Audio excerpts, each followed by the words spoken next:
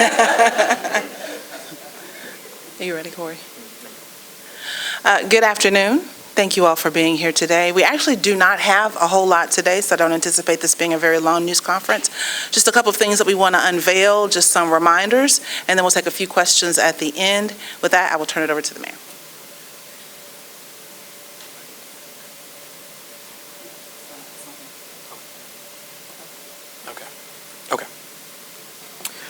Good afternoon. Thank you for joining us for our press briefing. I'll dive right into it so that we can get to any questions that you have. We told you about our upcoming Planning Expo on April 27th, again, at the Jackson Convention Center. It's a chance for Jackson residents to meet with local vendors and collectively help advance the city of Jackson.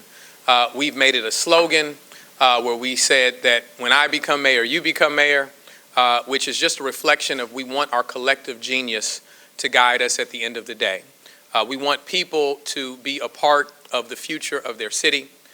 We want to ensure that we are not guilty of designing and defending, meaning designing solutions and designing plans for the city and defending why it has value and merit to the community. Instead, we want the community to be a part of our process of envisioning a better Jackson from the very onset. And so this is consistent with that. I commend the planning department, again, for being inclusive of people's ideas and vision for their own quality of life. One component of the expo includes a challenge to JPS students or Jackson area students, where we asked them to record a video and for those to be judged. I believe that those videos, I'm going to ask Ms. Robbie Smith to come forward, and she can share more about that. Thank you. All right. Good afternoon. As the mayor said, we're very excited about the upcoming expo and all the components of it. About the high school challenge that we have issued, it's for every high school in the Jackson area. We want to be all inclusive in that, include everybody.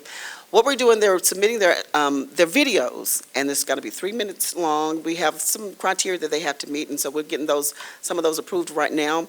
And it's going to be judged according to the likes, how many likes they get. And the whole premise of it is that for them to portray a future Jackson, a better Jackson, what they envision, how they see Jackson, how it's going to grow, what they would like to see in it. Because the students that we see now, these are going to be our leaders someday. These are going to be the ones that are going to be voters. They're going to be people that are going to have a civic duty to just, have input into the city. So we want to make sure that they understand what their responsibility would look like and how they felt. We want them to know that we consider them to be important to what's going on in the city of Jackson.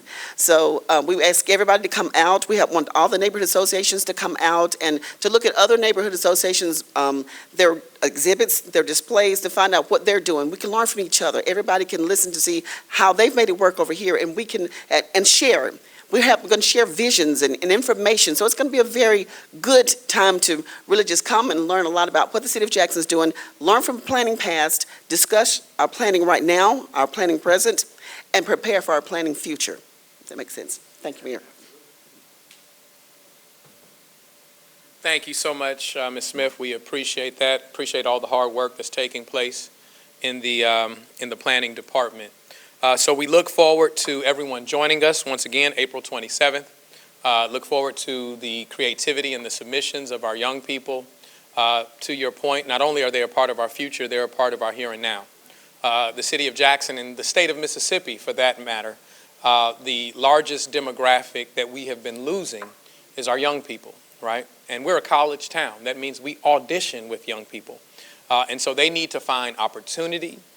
They need to find a quality of life that they enjoy and is consistent with their values.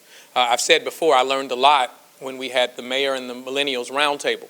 I learned that young people, which is contrary to our tradition or what we've seen historically, they don't care about things as much like a car, right? I remember when I was, a young high school student, I couldn't wait to get my license so that I could drive. But through their, ingenuity and creativity, they've created ride share over time. They look at being multimodal mobility people where they may ride scooters, they may ride bikes. They like to live in a city of convenience. And so we look forward to their submissions. Speaking of young people, we had a great time with the young people who showed up at Smith Robertson Museum for the college edition of Ask Antar. They had some very insightful questions. They had suggestions. And there was a good group there that came from, I know that we had students from Millsaps and we had students from Jackson State. I think we had a young man from Ole Miss that was there. And they want more people there, and we look to do this. We look to take this show on the road and go to these institutions and talk to young people as well. We knew that this time of year, as the semester is drawing to a close, we knew it would be difficult. But we were issued a challenge by a young person who asked us to get engaged, and we didn't want to delay and wait till next school year in order to start that process. And so we took the calculated risk that we may not have a packed house, but we certainly had enough people to engage in a very fruitful discussion, and we look forward to carrying that on. And I invite the media to come out in the very future. Speaking of town halls, tomorrow we will have a town hall meeting at Redeemer Church at 6 p.m., which is at 640 East Northside Drive. It's an opportunity for people just like the Ask Antar, just like with the young people, to bring your questions and concerns, things that are important to you about the city, or understanding not only what our problems are, but what our solutions to those problems are and how we're approaching them, and gain insight from you as well.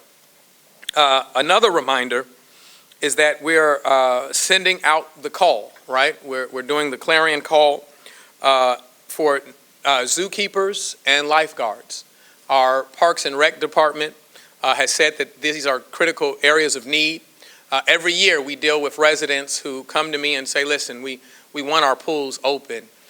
We want to make certain that our children have a place to swim and enjoy that extracurricular activity, that it is a good distraction from things that they could get involved in if we could have these type of things available to them. Well, one of our challenges, we're telling you, one of our challenges is that there is a shortage of lifeguards, and we need the help. Now, all we need is your interest. All we need is someone who is of age and qualified. I think they said starting at 16, right? 16 years of age. We will pay for your certification. We will pay for your training. And so coming along with the City of Jackson, you not only can find yourself with a job for the summer, you can find yourself with a skill set, a certified skill set that you can take any place that you want to take that. We've also made it clear that we will pay for your certification as a zookeeper, right? And we said that there may be people who, just love animals and want to be a zookeeper and learn the ins and outs of working with exotic animals that you don't typically work with. We want to give you that opportunity and experience. If you want to be a veterinarian one day, this could be the door that the first door that you walk through that can lead to that career field for you. And so we're asking that you reach out to our Parks and Recreation Department for more information, but we're not asking that you already have your certification. We're not asking that you already be in position. We would like to invite people who do have the certification and are already working in the field if they want to join us. But don't allow that to be a limitation to this call. If you're interested in either one of those areas of work, we want to invite you to join the City of Jackson. With that, as Melissa said, we didn't have a lot prepared. We are willing to take whatever questions you have.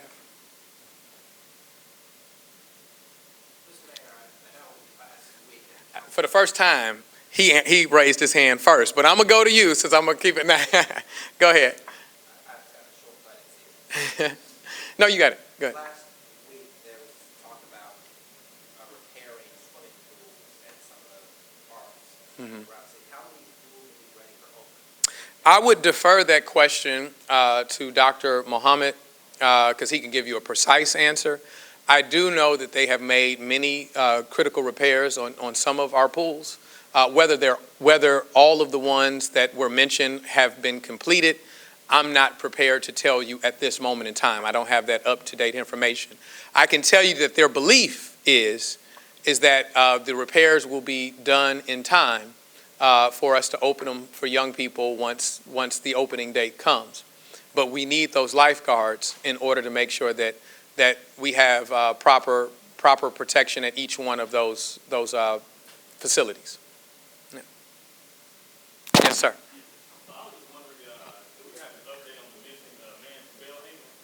We do not, nothing that we can share or that we have to share at this time. The investigation continues.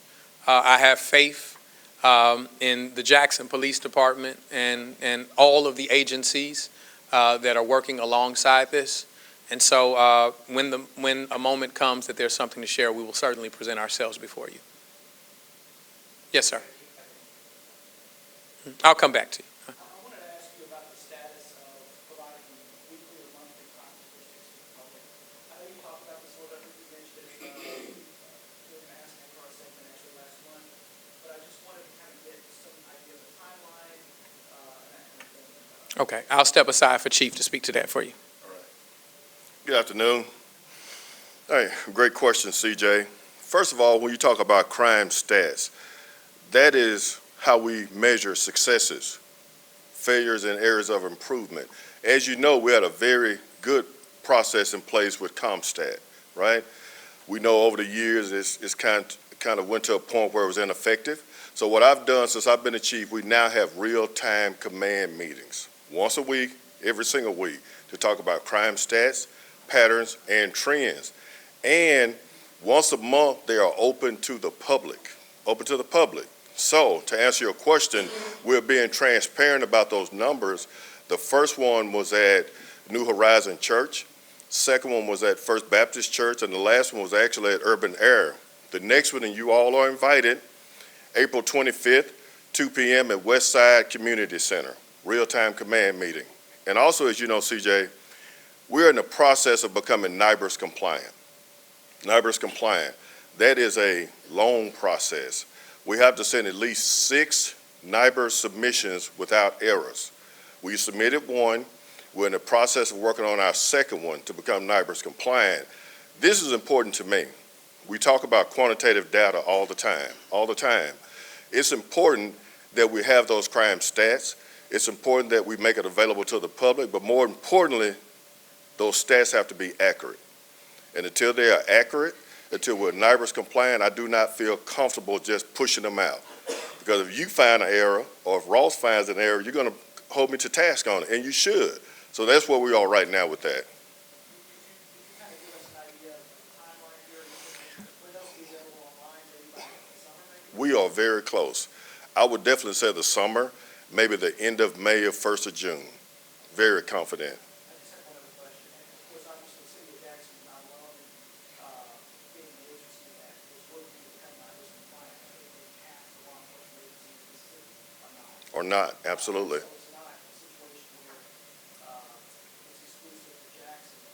I feel like, though, and I need to ask you, and Mayor, if you want to opine on this too, because we have other agencies that are sharing jurisdiction with Jackson now, there may be opportunities for those agencies or for lawmakers to say that their presence is causing a reduction.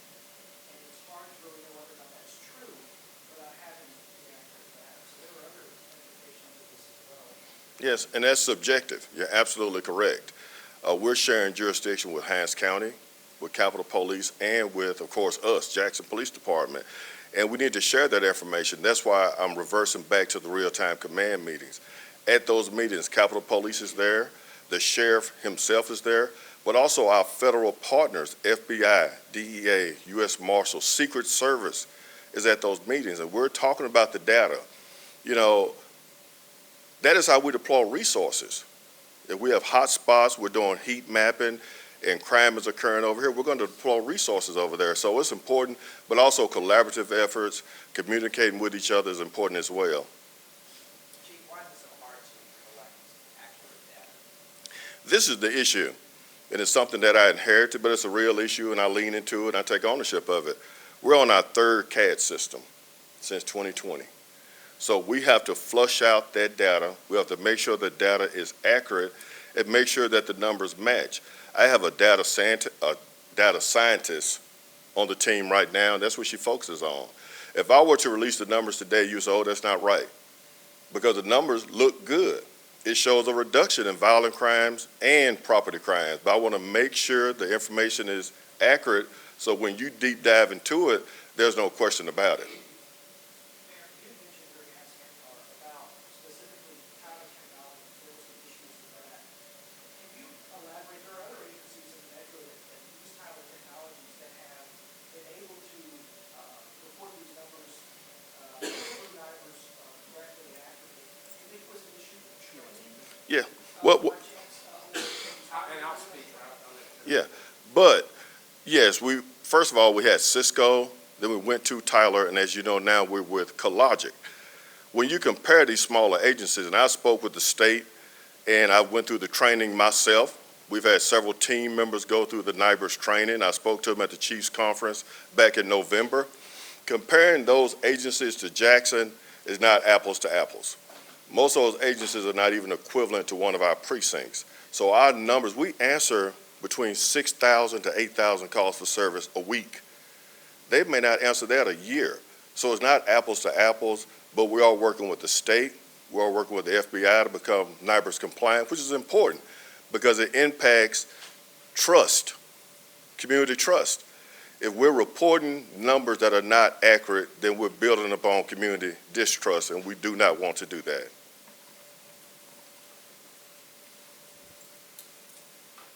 Let me just say, and I'm going to come back to a question that you started off with, Ross, but to your question about interpreting the data and being able to attribute what has led to reductions is an important question because we want to understand what helps us, right? Now, let me be clear in this regard.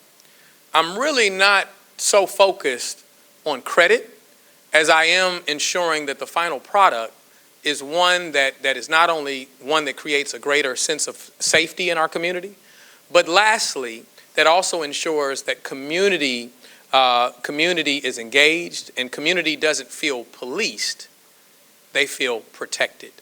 There's a difference between that. People don't want to be policed. People want to be protected, right? And so any questions that I have raised about the structure of things is about that, not about ensuring that we get credit, right? That there are two types of people in the world: those who seek the credit and those who do the work, right? And you should always try to be a part of the latter because there's less competition, right? I don't want credit. I want to ensure that the product is one that we deliver to people that they feel that they're in a better space and condition than they were before. Going back to your question about the pools, I got an update. There are 5 pools that needed to be repaired. 4 of them will be repaired on time and will open once again, depending on whether we have sufficient number of lifeguards for each one of those pools. Okay. Yes. I guess since I'm pointing, you got another one. Yeah. I want to see, do you care to comment on Jackson Water saying they paid the city enough to cover the garbage contract? I'm going to invite Fidelis here. I will, and we're going to start turning a segment of this into my TED Talk, right? You like that pun? I thought about that one. Once again, our only goal is to ensure that we have reliable information and that we're working hand in hand to ensure reliability and equity in the work being done across our city. We want to be the biggest cheerleaders of Jackson Water, Ted Henifin, because their success, their true success, equals our success, right? And in that process, we can tell no lies and claim no easy victories, right? We have to be honest with people, and we can't start dropping a mission accomplished banner when people know that there's still a challenge there. There are still challenges there. And if we do that, then we lose the faith and confidence of people that we're working and rowing in the right direction in order to eliminate their decades of water insecurity. And so I want to be clear in why we illuminate the differences in what is being told to you, what is being advertised, and what is reality. That is why we illuminate those things, because our people deserve to know the truth. Fidelis. Hey, good afternoon. And so in my response, I think when you go back to look at the numbers that were shared last week, there's a variation, right? When you compare the numbers that were in the report, from WLBT, and then you look at the numbers that were shared through the press release last week, all those numbers differ. But to address your question specifically, the amount that was shared is nowhere sufficient to cover the cost for operating solid waste. One thing we have to remember is the cost for that particular division is not only the garbage collections contract. Remember, we have disposal fees, right, to a tune of $2 million. Then we do have personnel cost to manage the division. We also operate a landfill. And so when you add up all that cost, that revenue is nowhere sufficient to cover the cost.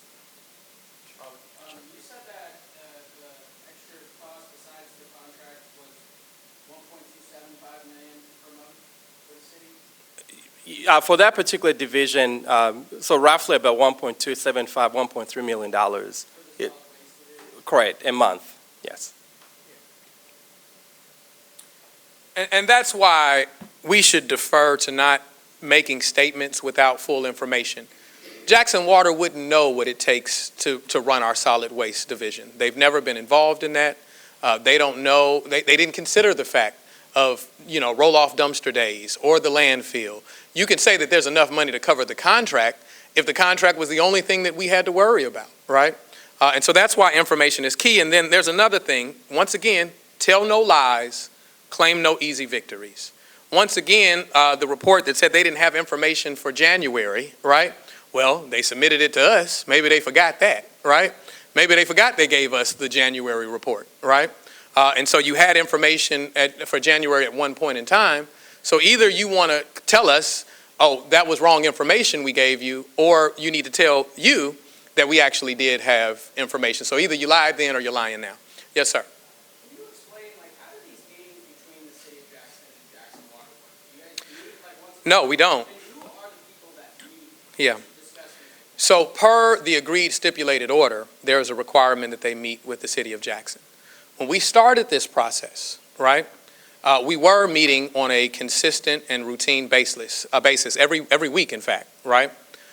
When around the time where I passed out water filters to pregnant women and homes with children under the age of 5, and I was summoned to court to explain my hideous act of passing out water filters to people while simultaneously the health department was requiring us to issue notices saying that if there was a challenge because we had not complied or we had not fulfilled a corrosion study, that could be a vulnerable population. And I was simply doing it to give confidence and to give a layer of protection to those communities. And we thank United Healthcare for their donation and other people for their donations to help us fulfill that. That's around the time that the communication stopped, right? And so what they do, they were communicating with our Public Works Department in what was affectionately known as Tuesdays with Ted from one of our Public Works individuals. But they stopped communicating with my office. They stopped communicating directly with me. And so when I'm beating the drum, y'all, I want you to know I'm a truth teller, right? I'm going to tell you what's going on. If I don't have information that can assure my residents that things that are happening equitably and correctly and the communication is going on, then I'm going to sound the alarm, right?